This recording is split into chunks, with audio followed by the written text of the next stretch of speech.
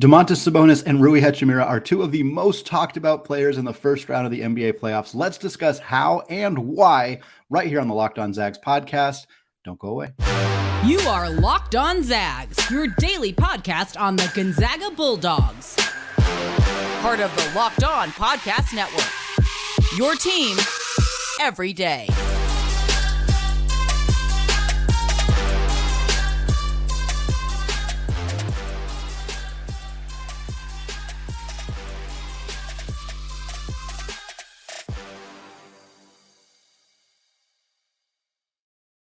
What is going on, y'all? Welcome to the Locked On Zags podcast, part of the Locked On Podcast Network, your team every day. I'm your host and longtime Gonzaga podcaster, Andy Patton, here to give you news and updates on all things Zag athletics. Happy Thursday to those of you checking the show out on Thursday. We're taking a little bit of break from what has been most of the conversation for the last month or so since the season ended, talking about either transfer portal targets for the Zags or talking about the season in review series, talking about each player on the roster, how they did last year, what their future looks like, etc. We're taking a break from that today to talk about Zags baseball, talk about their upcoming series in Portland and how they have done the last couple of weeks. We're going to do that to close the show, but we're going to lead the show talking about Zags in the NBA, particularly Domantas Sabonis and Rui Hachimura. We'll get to Rui and his dominant performances, for the Lakers, for the Lakers in the second segment. But we're going to lead the show talking about the biggest headline in the NBA, because so often this year, more often than I can almost ever remember it happening, Zags have been at the forefront of some of the most dominant NBA conversations that have happened. And the NBA is just a constant news cycle. It's drama all of the time. It's Grey's Anatomy for men, I think. It's just one of those things where it's constantly going. There's constantly stuff happening, drama, BS, players complaining, et cetera, et cetera. And the Zags have had players at the forefront of many of these conversations. Andrew Nembhard has been, for a second-round draft pick rookie who wasn't expected to be a big contributor. He has been involved in many of those stories with his game-winning shot over LeBron James, his near triple-double against the Golden State Warriors. He was involved in the incident with Ja Morant against Memphis, where Ja Morant's family and friends were jawing at Andrew Nembhard. He was jawing back at them after the game. There was an incident where a red dot was pointed at some Indiana Pacers personnel, whether that was a gun or just trying to look like a gun. Ja Morant, some of his boys got in trouble for that. One of his friends got suspended from this not being able to go back to the game. So there's been a lot of stories involving Zags in the NBA throughout the season. And right now, the biggest story in the NBA, unquestionably, is a tussle between Domantas Sabonis and Draymond Green.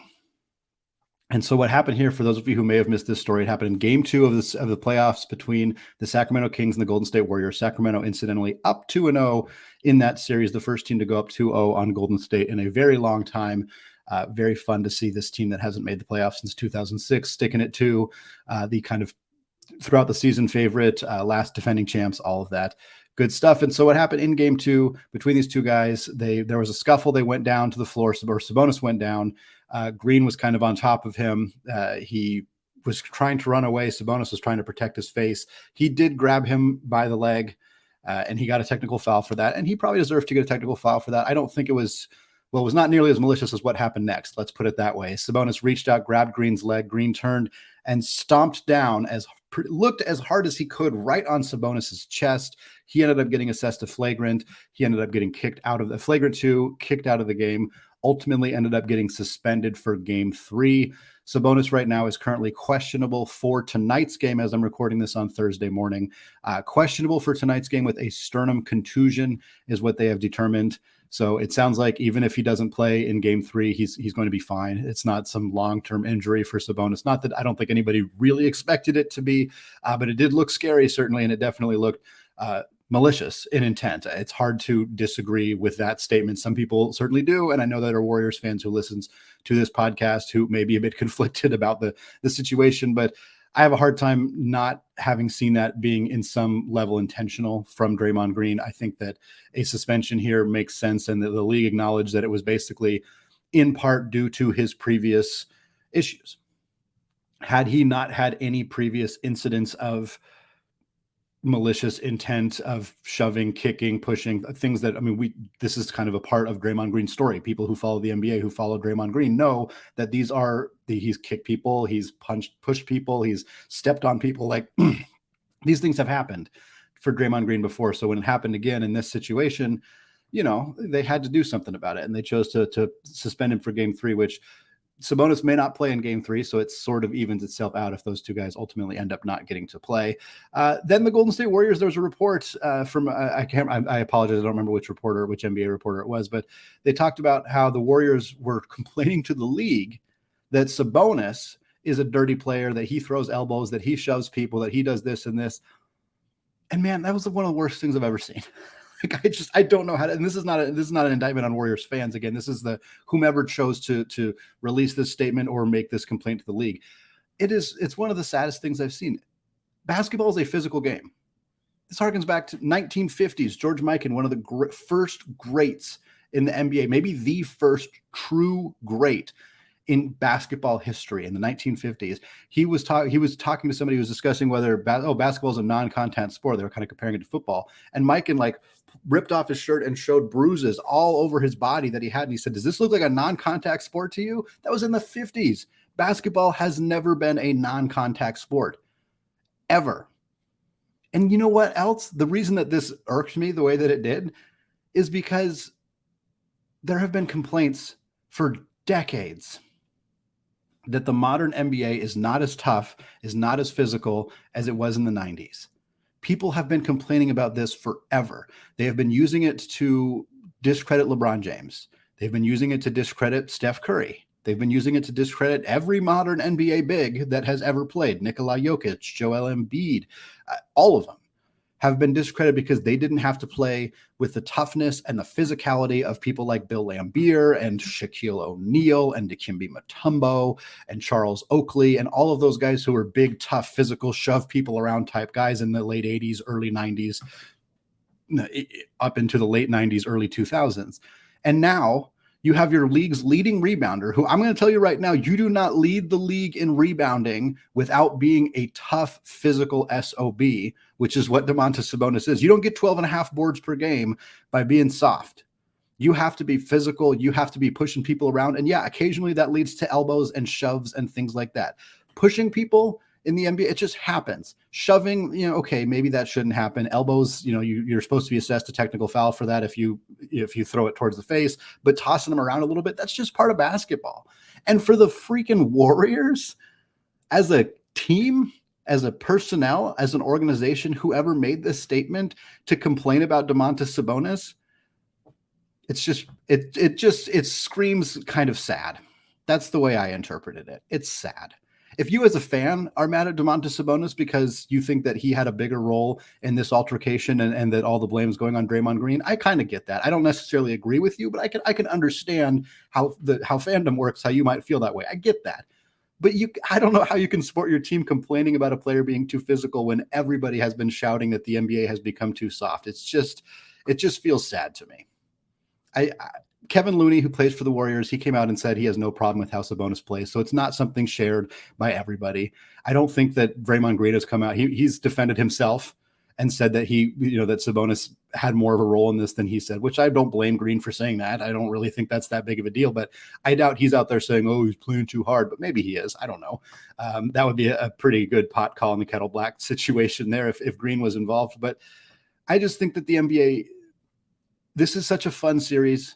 It's, two Bay Area teams playing against each other. Kings haven't made the playoffs since 2006, playing the defending champs. And it's sad that this is the story that's coming out of it, is just pushing and shoving. And he said, no, he said, and it's his fault. He started it. Like, it's a bummer that this is the story that we're getting out of this first round series that should be about a lot more than this. It should be about more than this. And the fact that Sabonis might not play in game 3, the fact that Draymond Green will not play in game 3 is a bummer. It's not a good thing. I want to see the best players playing. And we're not going to get that in game 3. Even if Sabonis plays, we're still not going to get that because Draymond Green won't be there. And it's a bummer that this is kind of the story that's come out of it. But I'm happy that Domantas Sabonis has stood his ground. And I'm happy that it sounds like he's going to be okay, even if he does have to miss game 3. And hopefully the firecrackers there that we've seen from this first series, the first couple of games, is going to lead to a really, really exciting finish in this series, which keeps up again Thursday night. So if you're listening to this on Thursday, 7 p.m. Pacific time, that's when this game takes place. Hopefully, Sabonis will be on the floor. Well, Sabonis is not the only Zag making headlines in the NBA playoffs, as Rui Hachimura did something that no Laker has done since Magic Johnson. More coming up on that after a word from today's sponsor, Built Bar. If you're looking for a delicious snack, but you don't want all of the sugar and calories, then you need the best tasting protein bar ever. You have got to try Built. If you're like me and you want to make healthier snack choices, but you don't want to compromise on taste, I've got just the thing for you, Built Bars and Built Puffs. Built Bars are healthy and they taste amazing. Seriously, you will not think they are healthy for you. What makes them so good? Well, for starters, they're covered in 100% real chocolate. That's right, real chocolate. And they come in unbelievable flavors like churro, peanut butter brownie, and cookies and cream. I'm not sure how Built does it, but these bars taste like a candy bar while maintaining amazing macros. Only 130 calories, only have 4 grams of sugar, and they have a whopping 17 grams of protein. And now you don't need to wait around to get a box. For years, we have been talking about ordering your Built Bars at Built.com, but now you can get them at your local Walmart or Sam's Club, while you can still get those specialty flavors at Built.com. That's right. Head to your nearest Walmart today, walk to the pharmacy section, and grab yourself a box of Built Bars. You can pick up a 4-bar box of cookies and cream, double chocolate, or coconut puff. And if you're close to a Sam's Club, run in and grab a 13-bar box with our hit flavors, brownie batter puff and churro puff. You can thank me later. Built Bar, a proud sponsor of the Locked On Podcast Network. All right, segment 2. I want to thank all of you for making Locked On Zags your first listen every day. And for you everyday listeners, tomorrow on the show, we're going to close out the week with another season in review episode discussing point guard Nolan Hickman, his role this past year, his best and worst case scenarios, closing it out, discussing what his role might look like next year. So check it out right here, Locked On Zags, wherever you get podcasts, available on YouTube as well. All right, we're talking Rui Hachimura here in the second segment because, like I said, Sabonis is not the only Zag making headlines in the NBA playoffs this year. Rui has played for the Los Angeles Lakers since getting traded there at the deadline this season from the Washington Wizards. He got off to a good start and then kind of slowed down a little bit for the Lakers as the season went on. And coming into the playoffs, it was a little bit unclear how big of a role he would have for the Lakers in this playoff series. He was at times looking like a big key piece for Los Angeles, at times not so much. It kind of depends on the health of Anthony Davis, the health of LeBron James, kind of where they were at right now. But coming into the series against the Memphis Grizzlies, Memphis made a choice to work hard to defend LeBron James, to work hard to defend Anthony Davis. Why would you not? 2 of the best players to ever play the game. And part of their defensive strategy was to let Rui shoot. And I as much as I defend Rui and I think he's a great player, I get why that was their strategy. Like it would be dumb to go really hard defending Rui and let LeBron beat you, because you know he's going to do that. So they chose to make their bed in the assumption that Rui wouldn't have a highlight reel game. And he did. That's what happened. In the first game, game 1, Grizzlies-Lakers, Rui 29 points off the bench for the Lakers. He played 30 minutes despite not starting, 29 points, a career high, 5 3-pointers. He finished the game 11 of 14 from the field, 5 of 6 from deep. He had 6 boards. He was plus 12 in a game the Lakers won by 16. A tremendous all-time performance from Rui. Perhaps the best game of his career, a quote shared by Memphis Grizzlies guard Desmond Bane, who joined Dillon Brooks and joined Ja Morant in, for some reason, being a member of the Grizzlies who likes to put up bulletin board material for opposing teams. I don't really know why the Grizzlies continue to do this. Dillon Brooks basically said, I don't respect anybody until they give me 40, referring to LeBron James, who is almost certainly going to give him 40 points in a game here as this series goes on. It's interesting strategy. Here's what Desmond Bane had to say about Rui after his game 1 performance. Quote, it's probably the best game of his career. It's a 7-game series. Let's see if he can do it again Wednesday. Again, I can understand the sentiment. I don't think Rui's going to drop 30 on me again in game 2, but I don't know why you would say it to the media unless you are just playing up the villain angle, which perhaps is their plan. Here's the deal. Rui pretty much did it again. He basically did, not quite as successful of a performance. He did it in a different way. In that first game, he had 29 points while making 5 3-pointers.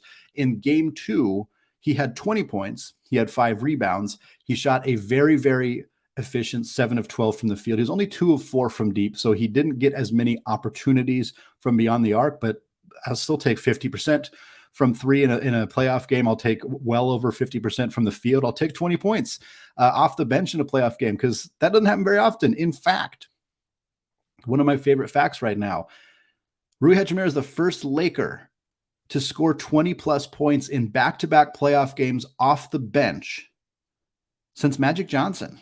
In 1996, Magic Johnson, the last player to do that for the Los Angeles Lakers. That is rarefied air for Rui to join right there, and a player who has really taken over this series in a way that we knew he was capable of doing. He's such a great shooter. He's a good mid-range scorer. That three-point shot has come around. He's still not a great passer. The defense issues are there, but his ability to take over a game offensively as a scorer has always been there. And Memphis gambled that it wouldn't show up in this series, and they have gambled wrong. Here's a great quote from D'Angelo Russell, one of Rui's teammates with the Lakers. He said, "He's playing well. He's doing everything that we ask. They're allowing him to shoot the ball. He's more than capable. I think he can dominate the series, honestly." And I don't know how you could disagree with that sentiment at this point. He's averaging 24.5 points through the first two games. To be clear, I should point this out. The Lakers did lose game 2 to Memphis. So as much as I can say, oh, Memphis has this bad strategy not guarding Rui, they're 1-1 in the series. So they're not in a bad spot necessarily. And Rui might continue to score 20 points off the bench, but if Memphis wins the series, they're not really going to care. So it does matter if the Lakers continue to win. But for Rui, playoff Rui is a real thing. And this dates back to this is not his first time in the playoffs for the Lakers. He did, despite Washington having not been a very good team recently, they did make the playoffs during Rui's tenure back in 2021. He has now played 5 playoff games in his career, 3 with Washington, these first 2 here with the Lakers. In those 5 playoff games, he is shooting 64.3% from the field and 64% from 3. He is 16 of 25 from deep. That is just extraordinary. Just absolutely unbelievably good from Rui Hachimura. He's averaging 17.5 points per game in the playoffs. He has topped 20 in his last 4 playoff games. He did it in his final 2 playoff games with Washington. He's done it, of course, in his first 2 playoff games here with the Lakers. Really fantastic stuff from Rui. Exceptional to see him shining, especially after all that he went through in his last year in Washington with the Olympics and his home country, Japan, didn't perform as well as he wanted them to. And it really impacted him mentally. And he's had this horde of media around him his entire career. And he ultimately took some time away in Washington because he needed a mental health break. And he didn't really want to be in that program anymore. You kind of got that sense. He gets traded. He ends up with the Lakers, where there's a lot more media scrutiny, certainly in Los Angeles, but a little bit less pressure on him to perform. We saw some ebbs and flows with him this season, but now when it's his turn, when he's called upon, his teammates trust him. They're encouraging him to shoot the basketball, and he's doing it. Like Mr. Russell here said, he can dominate the series. And when you've averaged 24.5 points for the first 2 games, unless Memphis makes a dramatic change, which I'm not sure they're going to do, there's a real chance that Rui is going to continue to put up this kind of production for the Lakers in this playoff series. And it could go down as an iconic playoff performance. People still talk about Kelly Olynyk, Game 7, Eastern Conference Finals, Boston Celtics against the Washington Wizards. The Zags have made their impact in the NBA playoffs historically. John Stockton ended a series by hitting a three-pointer back in 1997. The Zags have made their impact in the NBA playoffs. Rui is putting his name squarely in that conversation right now with a dominant performance for the Los Angeles Lakers. Shout out to my friend and colleague Jacob Rude, who is the host of Locked On Hoosiers, who also writes for Silver Screen and Roll, the SB Nation site for the Los Angeles Lakers. Most of these stats I pulled from that article, so I wanted to give him a shout out for that as well. Well, it's been a rough week for the Gonzaga baseball team, unfortunately, but they have a chance to right the ship this weekend in Portland against the Pilots. More on that coming up right after this. All right, segment 3, Sonia Patton, still locked on Zags, switching away from talking about our NBA Zags in the playoffs and Domantas Sabonis and Rui Hachimura, and instead talking about Gonzaga's baseball team. They got themselves a series coming up against the Portland Pilots, and they have some work to do because it has been a bit of a rough week. In the month, I should say. In the month of April, they are 3-6. Excuse me. They lost their first series of the week against the University of San Diego, the Toreros, a team that has been, I think they finished first or second in the conference in each of the last 3 years, at least 2 years. I think it's 3 or 4 years for the Toreros. The Zags have been right in there as well. These are kind of the top 2 teams on the WCC baseball side of things. Gonzaga lost that series to them at home. at Patterson Baseball Complex in Spokane. They lost one. They won one. They lost two. The first game, they gave up 6 runs in 6 innings. Owen Wild, the Friday night starter, the guy expected to kind of replace a lot of the production from last year's team when they lost William Kempter and Tristan Vreeling, and of course Gabriel Hughes now pitching for the Spokane Indians. Owen Wild has kind of stepped into that role as their ace, their star pitcher, and he did not have it against the Toreros, a very good hitting team. Again, 6 runs in 6 innings for him. They rebounded with a very excellent performance on Saturday, chiefly from starting pitcher Matthew Mueller, who 7 innings, 1 earned run, 1 walk, and 3 strikeouts for him. Very, very nice performance to ensure that they did not get swept. And then on Sunday, the pitching just did not show up again. Nathan DeShriver, 4 2/3 innings, gave up 5 runs, walked 3, struck out 5, and they fell in that one. They then had their midweek game against Oregon State. I don't take a lot of stock in midweek results because they're usually pitchers that are not your star pitchers. You often rest some of your starting hitters. So it's kind of, they're not exhibition games, to be clear. They are real games. They do count in the standings, but I don't always take the score super seriously. Can't say that it's a good thing that Gonzaga got beat by Oregon State 15-1 in that Tuesday game. As much as a loss is still a loss, whether it was 2-1 or 15-1, it is certainly discouraging that their pitching depth is at the point where they're struggling in those games, because that means they just don't have enough arms to necessarily keep up. And it's a bit of a concern. They then went on the road to play LMU and lost 2 of 3 to the Lions. They got blanked on Friday, didn't even score a run, lost 4-0 there. Then they gave up 10 runs on Saturday. The offense finally came alive. They don't score a single run on Friday. They score 8 runs on Saturday. You'd think, well, that's going to be enough. Nope. Gave up 10 to the Lions. So they went down 0-2. Were in danger of getting swept for the first time in a long time, but they won on Sunday to avoid the sweep. Shout out Jacob Rutherford. He stepped on the bump on Sunday, knowing that avoiding that sweep was on the line. Tossed 7 innings, only gave up 1 run, only walked 1, struck out 6. Really nice performance from him. And then the most recent game for the Zags took on Washington State at home in a midweek game, a little regional rivalry between the Zags and Cougars. Lost 4-2 on Tuesday. That is their most recent game heading into this weekend against the Pilots of Portland. They play Friday, Saturday, Sunday. Joe Etzel Field in North Portland. I'm going to be there. I'm going to be there on Sunday. I should clarify. I'm not going to be there Friday. I'm not going to be there Saturday, but I am planning to go to that Sunday game, 1 p.m. If you are a Portland area Zag, Vancouver, Portland, Beaverton, wherever, and you want to come watch the Zags take on the Portland Pilots, 1 p.m., check it out, Joe Etzel Field, and let me know. Shoot me an email, shoot me a DM on Twitter, reach out to me, however. Let me know you're going to be there. I'd love to come say hi, give you a fist bump, whatever it may be, buy a hot dog at the game. It's a cool opportunity to see our school in action in a way that, we don't often get opportunities to do so. So I'm very excited about the chance to go out to that game. So hopefully some of you can make it out there as well. The Pilots are a good team. They're 20-16 on the season. They are 9-6 in WCC play. Their most recent game for them was a win over Oregon, who was number 23 in the country. It was a disastrous game for the Ducks. Quite honestly, they lost because they lost a fly ball in the air. It was a high fly ball. Second baseman was camped right underneath it, lost it in the sun, I guess. Bounced off his glove, hit the ground immediately. The runner came in from third, scored, ball game. Really bad loss for the Ducks. Fun for Portland, who doesn't get to beat the Ducks all that often. But this is a team that they have not been afraid all season long. Heck, early in the year, they took 2 of 3 from Texas A&M on the road. They went to Texas A&M, College Station, beat them on the road. This team was ranked number 5 in the country when they did this.